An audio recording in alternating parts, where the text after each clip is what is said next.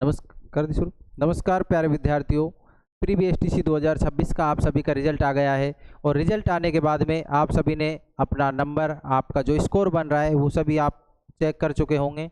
और उसके बाद में आगे की जो प्रक्रिया है, अब आपको क्या करना है, इस वीडियो के माध्यम से इन सभी क्वेश्चन आप कर जो है इन पर चर्चा करेंगे। कि जैसे आपका पहला क्वेश्चन है आज कि काउंसलिंग आपकी शुरू हो गई है, फिर है कट ऑफ क्या जा सकती है, काउंसलिंग की फ़ीस क्या रहेगी आपकी, कौन कौन से आपके डॉक्यूमेंट्स आपको काउंसलिंग के लिए चाहिए। तो इन सभी सवालों पर आज चर्चा करेंगे।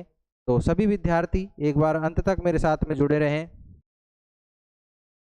बेटा, इस वीडियो के माध्यम से हम ये देखेंगे कि आपको जो आपकी जो देखो यहाँ आप देख पा रहे होंगे सभी विद्यार्थी एक बार,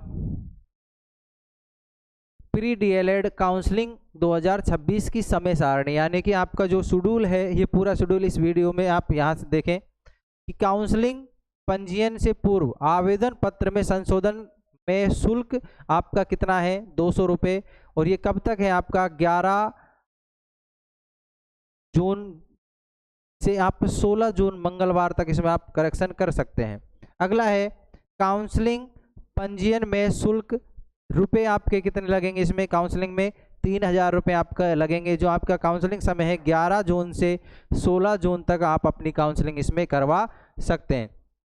फिर है बेटा आगे आप देखें, जो आपकी प्रथम चरण है, इस प्रथम चरण की जो आपकी काउंसलिंग है, वो आपकी प्रथम चरण की जो काउंसलिंग है वो कब है, जो आपकी प्रथम चरण की अलॉटमेंट सूची है वो 20 जून को, कब बेटा आपकी 20 जून को आपकी पहली लिस्ट इसमें आपकी आ जाएगी। आगे देखिए, प्रथम चरण की अलॉटमेंट के अनुसार चयनित अभ्यर्थियों द्वारा जो शुल्क है आपका 13,555 रुपये आपकी इसमें क्या लगेगी, फीस आपकी लगने वाली है।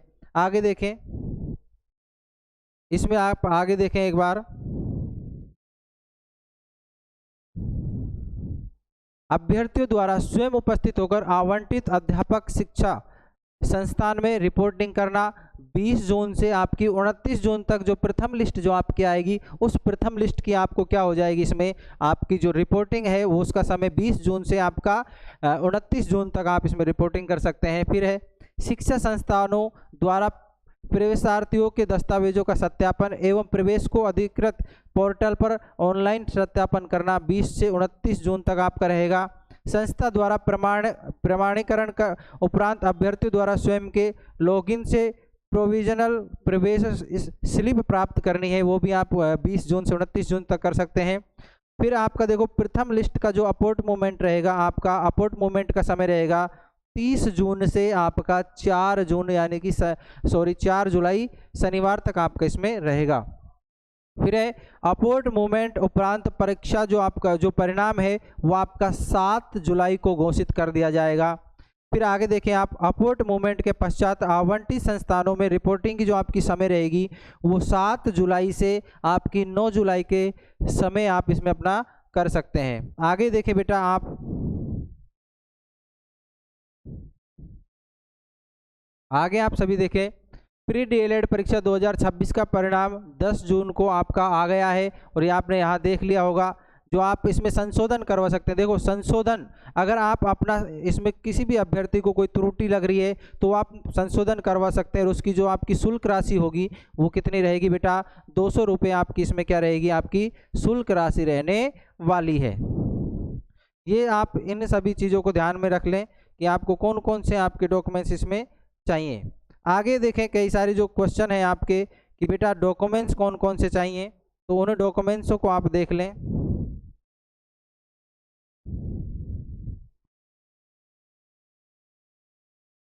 आप सभी एक बार डॉक्यूमेंट्स देख लें कि आपको कौन कौन से डॉक्यूमेंट्स आपको इसमें चाहिए।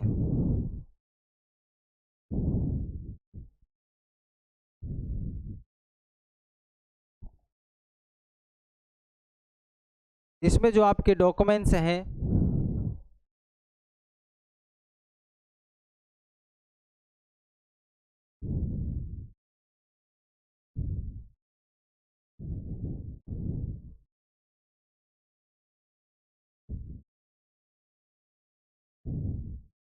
इधर देखें आप एक बार सभी,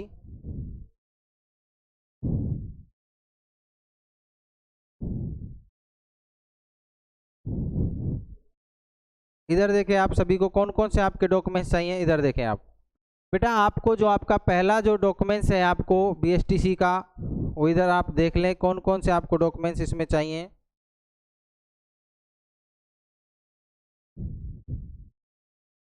देखो आपको पहला जो आपका डॉक्यूमेंट्स है इसमें क्या आपको इसमें ज़रूरी है, ये ध्यान से देखें। बीएसटीसी 2026 का स्कोर कार्ड, आपका जो आपका स्कोर कार्ड है वो आपके साथ में आपके पास में होना चाहिए।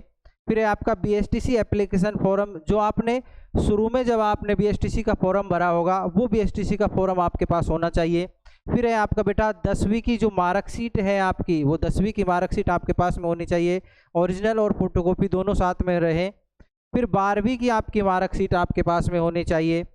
फिर आपका आधार कार्ड होना चाहिए जिसमें आपकी डेट ऑफ बर्थ इस प्रकार से होनी चाहिए, जैसे 5/7/2002, ऐसे मान लो कोई भी आपकी जो डीओबी है वो इस प्रकार से आपकी मेंशन हो। पासपोर्ट साइज़ के आपको फ़ोटो होने चाहिए आपके पास में, लगभग आपके 2 से 4 फोटो आपके पास में इसमें होने चाहिए। फिर है बेटा आपकी जो बैंक की पासबुक है, वो अकाउंट नंबर आपके पास में, आपका IFSC कोड भी आप सहित उसमें आपके होने चाहिए। बेटा अगला जो आपका है डॉक्यूमेंट्स वो क्या रहेगा इसमें, बेटा अगला जो डॉक्यूमेंट्स आपका रहेगा वो अगला डॉक्यूमेंट्स आपका रहेगा इसमें, वो अगला डॉक्यूमेंट्स आप देखें। अगला डॉक्यूमेंट्स आपका जाति प्रमाण पत्र आपके पास में होना चाहिए। क्या होना चाहिए, आपका जाति प्रमाण पत्र भी आपके पास में होना चाहिए। फिर आपका मूल निवास प्रमाण पत्र आपका होना चाहिए। अगर कोई छात्र छात्रा EWS से है और EWS अगर आपके पास में प्रमाण पत्र है तो उसको आप लगा सकते हैं। फिर अगर कोई बच्चा दिव्यांग कैटेगरी से है तो वो अपना दिव्यांग कैटेगरी का प्रमाण पत्र आपके पास रखें। फिर अगर कोई विडो है या कोई डिवोर्स वगैरह किसी का प्रमाण पत्र है तो वो आप इसमें लगा सकते हैं। कोई बच्चा डिफेंस से है और डिफेंस कैटेगरी से है तो वो अपना प्रमाण पत्र इसमें लगा सकता है। आगे देखते हैं कौन कौन से आपके और डॉक्यूमेंट्स इसमें चाहिए। बेटा आगे देखें आपकी जो इसमें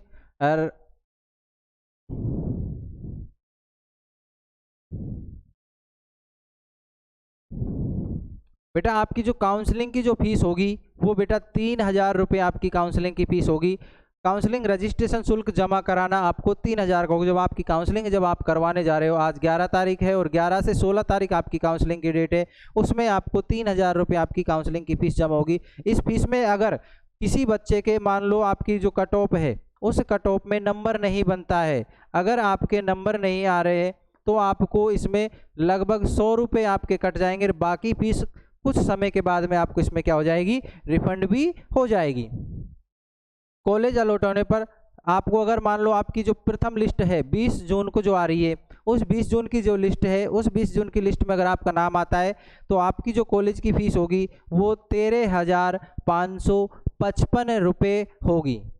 सभी प्रमाण पत्र आपके कैसे होने चाहिए, वैध एवं अपडेट होने चाहिए। जैसे मैं बात करूं इसमें अपडेट का मतलब है कि कोई बच्चा अगर OBC कैटेगरी से है, कौन सी से, OBC कैटेगरी से है और उसके जाति प्रमाण पत्र है, जो जाति प्रमाण पत्र है वो 6 माह पुराने होने चाहिए, 6 माह पुराने होने चाहिए। ये आपके अपडेट जो हैं वो इस प्रकार से होने चाहिए। जैसे भी कोई वीडियो है, कोई डिफेंस से बच्चा है, उन सभी के प्रमाण पत्र आपके पास में होने चाहिए। बैंक खाते की जानकारी सही भरें क्योंकि जो रिफंड की जो फीस होगी आपकी वो आपकी उसी अकाउंट में आएगी जिसको आपने लगाया है। ये सभी कुछ बातें आपको ध्यान रखने योग्य हैं, इन सभी बातों को ध्यान में आप रखें। बेटा आगे जो हम बात करते हैं वो है आपकी, देखो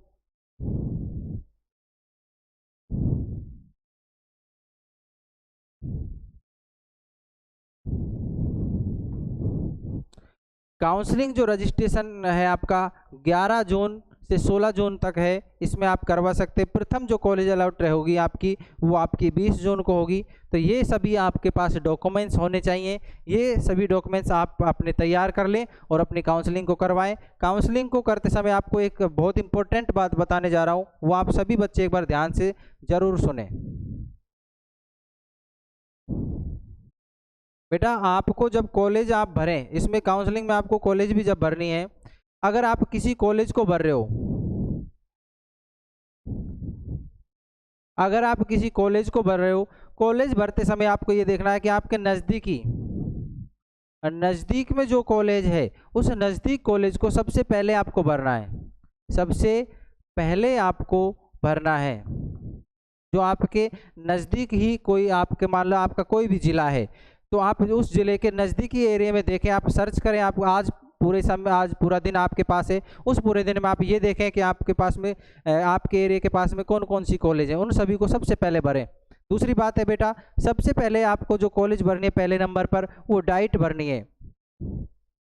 डाइट कॉलेज को आप सबसे पहले भरें।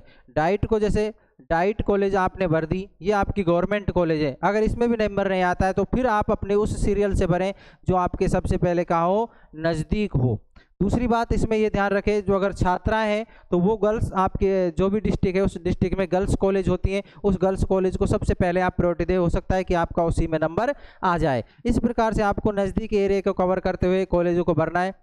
ये ध्यान रखें, किसी अच्छे मित्र वाले के पास जाए, मित्र वाले के पास, और जो अपडेट रहे, जानकारी उसके पास पूरी हो, उन सभी के पास जा कर के आप जब काउंसलिंग करें तो वेरिफिकेशन जरूर कर लें। क्योंकि अगर आपने गलती से किसी ऐसी कॉलेज को भर दिया, किसी मित्र वाले ने ऐसी कॉलेज को भर दिया जो आपके दूर एरिया में, तो आपका अगर फर्स्ट लिस्ट में है तो आपका उसमें नंबर आ जाएगा। एक ध्यान रखें, आपकी बेटा जो कट ऑफ के बारे में बात करते हैं कि आपकी जो फाइनल जो आपके रिजल्ट आया उसके बाद में अगर आप इस कैटेगरी, मान लो आप जनरल कैटेगरी में हैं और जनरल कैटेगरी में अगर आपके 410 प्लस नंबर बन रहे हैं तो आपका 100% श्योर सिलेक्शन हो जाएगा। आप जिनके 400 प्लस नंबर बन रहे हैं वो सभी आप काउंसलिंग करवा सकते हैं। अगर कोई लड़का लड़की ओबीसी कैटेगरी में है तो वो 390 प्लस वाले सभी अपनी काउंसलिंग करवा लें, आपके पूरे चांस बन रहे हैं अब की बार। फिर अगर कोई एससी कैटेगरी का है और एससी कैटेगरी में आप 370 पर आप अपनी काउंसलिंग करवा लें, हो सकता है आपका चांस पूरे बनते हैं अब की बार। अगर कोई बच्चा एसटी कैटेगरी का है तो 350 पर आप अपनी काउंसलिंग करवा लें, हो सकता है आपका नंबर अब की बार आ जाए। तो इस बार आप इतने नंबर अगर आपके पास है, और ईडब्ल्यूएस में है कोई, अगर ईडब्ल्यूएस में अगर कोई छात्र छात्रा है तो वो आप अगर 390 प्लस पर है तो आप अपनी काउंसलिंग करवा लें। ये अगर आप इस प्रकार से आप नंबर बना पा रहे हैं, आपके इतने स्कोर बन पा रहा है नॉर्मलाइजेशन के बाद में, तो आप अपनी काउंसलिंग ज़रूर करवाएं। और अगर आप कोई भी बच्चा 300 प्लस पर है तो वो काउंसलिंग ज़रूर करवा लें, हो सकता है आपका दिन अच्छे हो और आपका नंबर आ जाए। आपको करना क्या है बेटा, 300 नंबर अगर आपके हैं तो आप ऑल राजस्थान कर दें।